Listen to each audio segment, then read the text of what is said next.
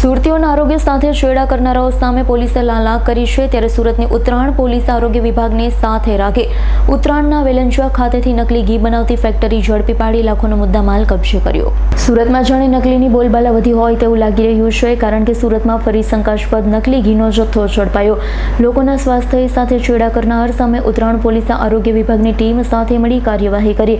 ઉત્તરાયણમાં આવેલા ઉમરા વેલંજા અવસર પ્લાઝામાં પોલીસે દરોડા પાડી ત્યાંથી સહજાનંદ અને ગજાનંદ નામના પેકિંગ કરી વેચવામાં આવતું શંકાસ્પદ નકલી ઘીનો જથ્થો ઝડપી પાડ્યો છે।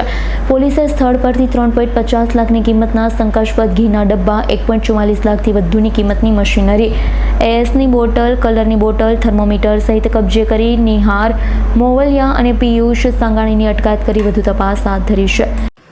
સાહેબ, આપનું નામ ને ડેઝિગ્નેશન? મારું નામ Bihar Gambhat, food safety officer, Surat મહાનગરપાલિકા। સાહેબ, શું કાર્યવાહી છે? કેટલી ગંભીર બાબત? કેટલો જથ્થો?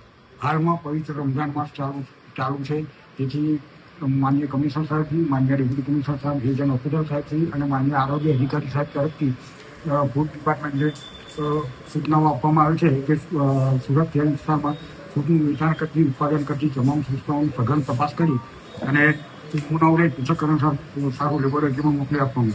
ગત રોજ અમને માહિતી મળે કે 106-108 અવસર પ્લાઝા, ઉમરા વેલંજા રોડ, વેલંજા સુરત ના સ્થળે આવેલ ટાટા ડેરી પ્રોડક્ટ નામની સંસ્થામાં શંકાસ્પદ ઘીનું ઉત્પાદન થઈ રહ્યું છે, જેથી અમારે ત્યાં તપાસ કરી અને 2 નમૂનાને પૃથ્થકરણ સારું લેબોરેટરીમાં મોકલી આપવામાં આવે છે। તેમજ ત્યાંથી 582 કિલોનો જથ્થો સીઝ કરવામાં આવે છે। સાહેબ, ઘીના જથ્થામાં શું યુઝ થતું હોવાનું પ્રાથમિક લાગી રહ્યું છે? આ ઘીનો જથ્થો શંકાસ્પદ હોવાનું લાગી રહ્યું છે અને તેમાં વેજીટેબલ ઓઇલની મિલાવટ થતું હોવાનું શંકા થઈ છે। સાહેબ, શું કાર્યવાહી આપના તરફ પોલીસ તરફથી? અમારા તરફથી ફૂડ સેફ્ટી સ્ટાન્ડર્ડ એક્ટ પ્રમાણે કાર્યવાહી કરવામાં આવશે, તેમજ પોલીસ તરફથી તેમના કાયદા પ્રમાણે આગળની કાર્યવાહી કરવામાં આવશે। Bureau report, S9 news, Surat. અમારી તમામ માહિતીથી અપડેટ રહેવા માટે જોડાયેલા રહો S9 ન્યૂઝ સાથે।